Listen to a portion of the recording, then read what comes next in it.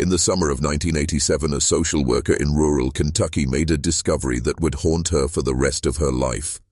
Behind a rotting farmhouse door, she found something that challenged everything she thought she knew about human genetics. The locals called it God's punishment. The medical examiner called it an impossibility. But the Holloway family, they called it their blessing. What you're about to hear is a story that 3 generations tried to bury, a story about what happens when a bloodline turns in on itself for so long that nature itself begins to rebel. Hello everyone. Before we start, make sure to like and subscribe to the channel and leave a comment with where you're from and what time you're watching. That way YouTube will keep showing you stories just like this one. The call came in at 3:47 a.m. on July 15, 1987. Margaret Thornfield had been a social worker in Breathitt County, Kentucky for 12 years, and she thought she'd seen everything rural poverty could throw at her. Malnourished children, homes without running water, families living in conditions that belonged in another century. But nothing had prepared her for what she would find at the end of Holloway Ridge Road. The complaint was routine, neighbors reporting strange sounds coming from the old Holloway place. Crying, they said, but not like any crying they'd ever heard. Animal-like, one caller described it. Inhuman, said another. The sheriff's department had been out there twice, but nobody answered the door. The third time, they brought Margaret along. The Holloway farmhouse sat like a cancer on the landscape, its white paint peeling away to reveal rotting wood underneath. Windows were boarded up with mismatched planks, and the front porch sagged under the weight of decades of neglect. But it was the smell that hit Margaret first, a sweet, sickly odor that seemed to seep from the eerie walls of the structure. When they finally forced their way inside, Margaret's flashlight beam cut through darkness so thick it felt almost solid. The interior was a maze of makeshift barriers and hanging sheets, creating a labyrinth of hidden spaces. And from somewhere deep within that maze came the sound the neighbors had described, a rhythmic, keening wail that raised the hair on the back of Margaret's neck. What they found in the back bedroom would later be described in medical journals as genetically impossible. But Margaret would never forget the moment her flashlight first illuminated the crib in the corner, and she realized that some family secrets are kept not out of shame, but out of a terror so profound it can only be met with silence. The Holloway bloodline had been folding in on itself for over a century, and this was where it had led them. To understand what Margaret found in that crib, we have to go back to 1847, when Ezekiel Holloway first settled in the hills of eastern Kentucky. Ezekiel was a man running from something, though the records never say what. He brought with him 2 wives, Sarah and Rebecca, sisters who had followed him into the wilderness with a devotion that bordered on worship. The Holloway patriarch had a vision for his family that went beyond mere survival. He believed that bloodlines were sacred, that mixing with outsiders would dilute what he called the pure essence of his lineage. In his personal journal, discovered decades later, Ezekiel wrote, "God has chosen us to remain untainted by the corruption of the world. Our blood shall remain our blood, and our children shall know the strength that comes from purity." What started as religious conviction quickly became rigid doctrine. Ezekiel's children married each other. Their children followed suit. By the 1870s, the Holloway family tree had become something more resembling a telephone pole, straight up and down, with branches that curved back into themselves like arthritic fingers. The first signs of trouble appeared in the 3rd generation, children born with extra fingers, or sometimes missing them entirely. Mild intellectual disabilities that the family attributed to God's special blessing, deafness that ran through the bloodline like a genetic signature. But these were small prices to pay, the family believed, for maintaining their purity. By the early 1900s, the Holloways had developed their own language, a mixture of archaic English and sounds that seemed to bypass the throat entirely. They communicated through gestures and guttural noises that outsiders couldn't interpret. The few neighbors who remained in the area began to cross themselves when they passed the Holloway property, and mothers would pull their children inside when they heard the family's distinctive calls echoing through the hills. The isolation deepened with each generation. The Holloways stopped coming to town entirely by 1920. They grew their own food, made their own clothes, and most importantly, married their own blood. Uncle to niece, first cousin to first cousin, and in some cases, relationships that were so tangled that genealogists would later give up trying to map them entirely. By the 1940s, something fundamental had shifted in the Holloway bloodline. What had once been minor oddities, an extra toe here, a speech impediment there, had evolved into something far more sinister. Dr. Nathan Crenshaw, the county's only physician at the time, made house calls to the Holloway property 3 times between 1943 and 1945. His private notes, discovered after his death, paint a picture of a family that was slowly dissolving at the genetic level. The children, Dr. Crenshaw wrote, display characteristics I have never encountered in medical literature. Severe cranial malformations, limbs that appear to bend in directions that should not be anatomically possible, and eyes that seem to track movement independently of one another. Most disturbing is their apparent inability to recognize pain in the traditional sense. I observed a young boy place his hand directly on a hot stove and continue to hold it there while smiling. The family patriarch during this era was Josiah Holloway, Ezekiel's great-grandson, who had married his own sister and produced 7 children with her. When she died during the birth of their 8th child, Josiah took his eldest daughter, then barely 14, as his new wife. The children from this union were different. Neighbors reported seeing them in the woods at night, moving on all 4s with an agility that seemed impossible for their twisted frames.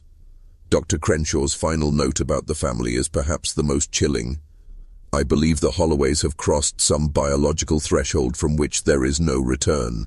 What I witnessed in that house challenges not only medical science, but the very definition of human.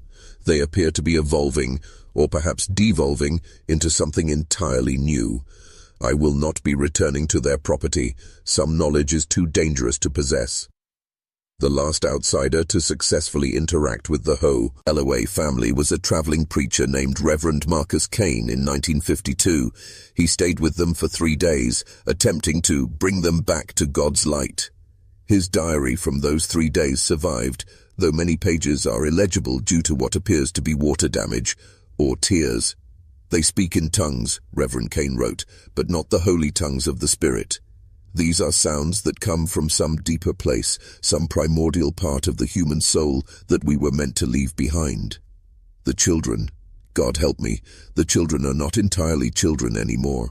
They move like shadows, and when they look at you, you can see intelligence there, but it is an alien intelligence. They understand things we do not, and they see things we cannot. From 1952 to 1987, the Holloway family vanished from all official records. No births registered, no deaths reported, no contact with the outside world. For 35 years, they existed in a pocket of isolation so complete that the rest of the world simply forgot they were there. But the absence of documentation doesn't mean the absence of activity. If anything, those silent decades were when the Holloway bloodline reached its final, terrible conclusion. During this period, the family structure collapsed entirely. Traditional relationships, parent, child, sibling, spouse, became meaningless categories in a clan where everyone was related to everyone else in multiple ways. The family tree had become so twisted that children were being born to parents who were simultaneously their cousins, aunts, uncles, and siblings. Genetic material that had been recycling through the same bloodline for over a century had created combinations that shouldn't have been possible. Local hunters would sometimes catch glimpses of figures moving through the woods around the Holloway property. They described beings that walked upright but seemed to flow rather than step, with limbs that appeared to bend at impossible angles. Their faces, when glimpsed through the trees, were said to be arranged in ways that hurt to look at directly. Features that seemed both too large and too small, positioned where features shouldn't be. The family had long since abandoned agriculture, surviving instead through means that remain unclear. Some speculated they had reverted to a more primitive existence, hunting and foraging like their distant ancestors. Others suggested something darker, that they had found ways to sustain themselves that didn't bear close examination. The occasional disappearance of livestock from neighboring farms added weight to these darker theories. During this time, the few remaining naked H-boars began to report strange phenomena. Electronic devices would malfunction when pointed toward the Holloway property. Photographs came out distorted, showing strange shadows and shapes that weren't visible to the naked eye. Radio broadcasts would be interrupted by sounds that seemed to come from no earthly source, a mixture of crying, laughing, and something that sounded almost like singing, but in frequencies that made listeners feel physically ill. By the 1980s, even the bravest locals had learned to avoid Holloway Ridge Road entirely. The mailman left mail at the base of the hill. Utility workers refused to service the area.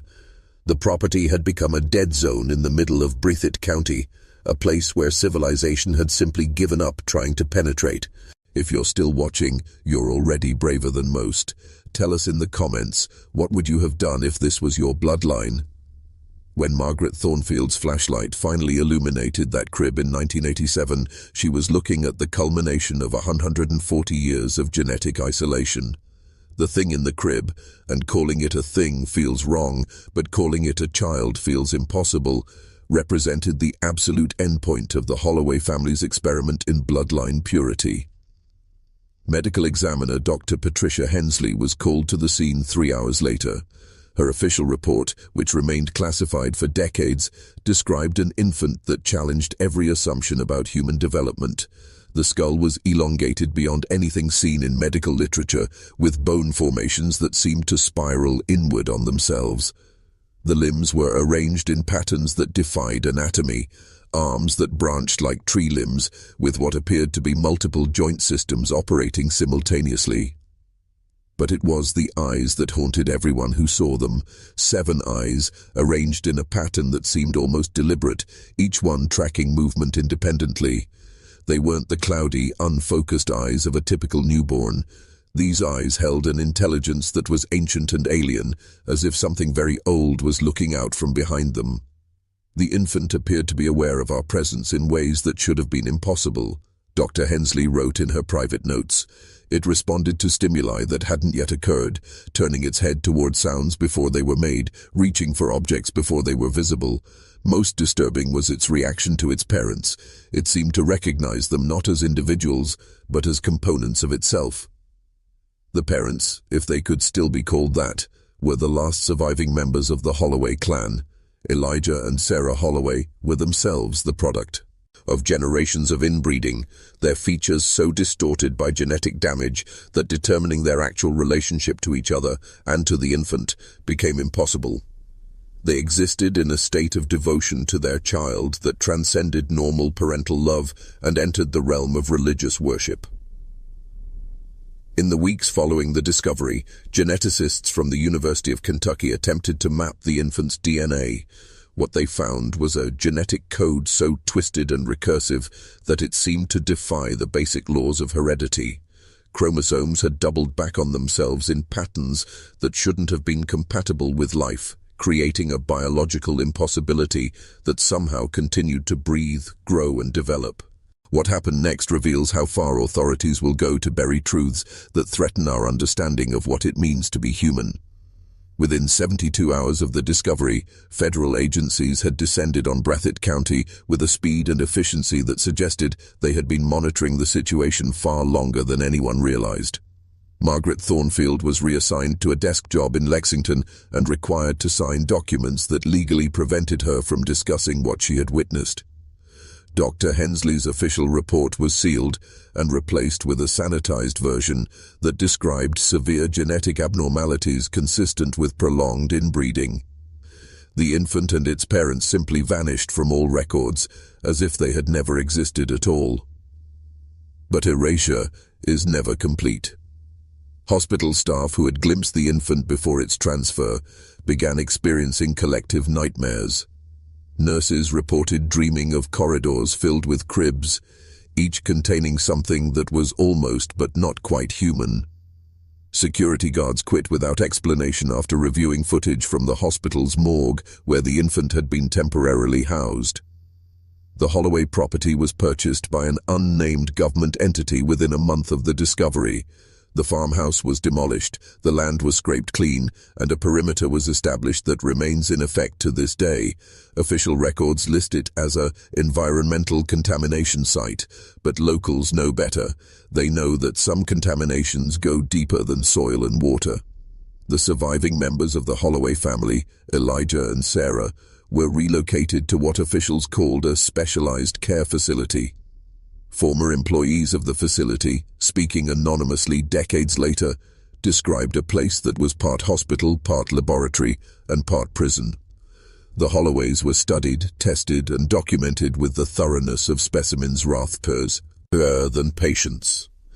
Dr. Elizabeth Morrison, a geneticist who worked at the facility from 1988 to 1991, broke her silence in 2003, shortly before her death from cancer. They weren't trying to help the Holloways, she revealed. They were trying to understand them. The government wanted to know how far human genetics could be pushed before breaking entirely.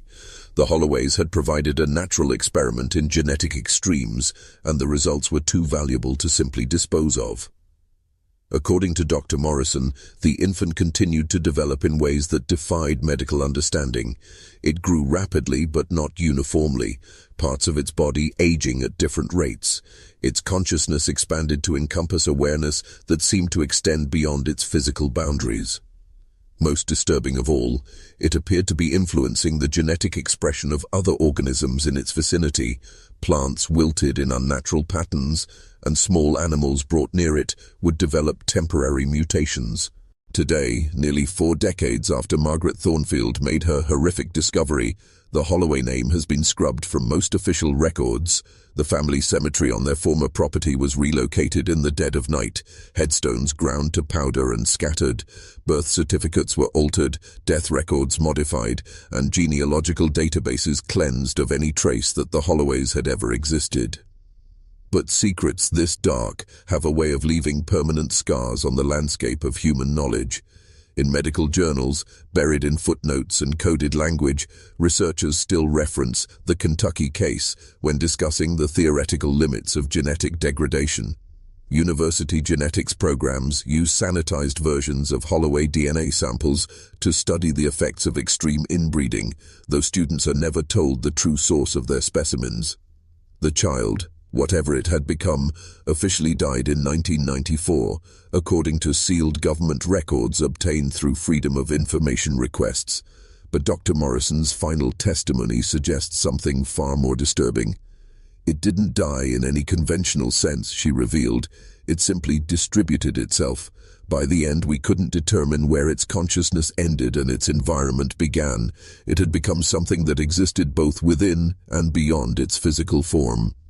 The implications of this statement become clearer when you examine the pattern of genetic anomalies that began appearing in Kentucky hospitals after 1994. Births with impossible combinations of inherited traits, children born with genetic markers from bloodlines that had supposedly ended generations ago. As if something was still out there, still influencing human genetic expression in ways that science couldn't explain or predict. Local folklore in eastern Kentucky has developed its own interpretation of the Holloway legacy. They speak of he bloodline curse, a contamination that spreads not through genetics but through proximity to the truth itself. Families who live too close to the former Holloway property report dreams that feel like inherited memories, visions of twisted family trees and children who are both ancestor and descendant, parent and offspring. The most disturbing aspect of the Holloway story isn't what it tells us about the dangers of genetic isolation. It's what it reveals about the flexibility of human biology when pushed to its absolute limits. The Holloways didn't just break the rules of genetics, they discovered new rules that we're still too frightened to acknowledge. In the end, the Holloway family achieved exactly what Ezekiel had envisioned when he first settled in those Kentucky hills. They had maintained the purity of their bloodline, kept their genetic heritage uncontaminated by outside influence. They had created something uniquely their own, something that had never existed before and will hopefully never exist again. The question that haunts geneticists to this day is whether the Holloways represent an evolutionary dead end, or if they were the first glimpse of something that human biology is still struggling to become. And somewhere in a sealed government facility, in files that will never see daylight, lies the documentation of what humanity looks like when it finally stops being human. Some family secrets are kept not out of shame, but out of a terror too profound for words. The Holloway bloodline is one of those secrets, and now, unfortunately, it's yours to carry as well.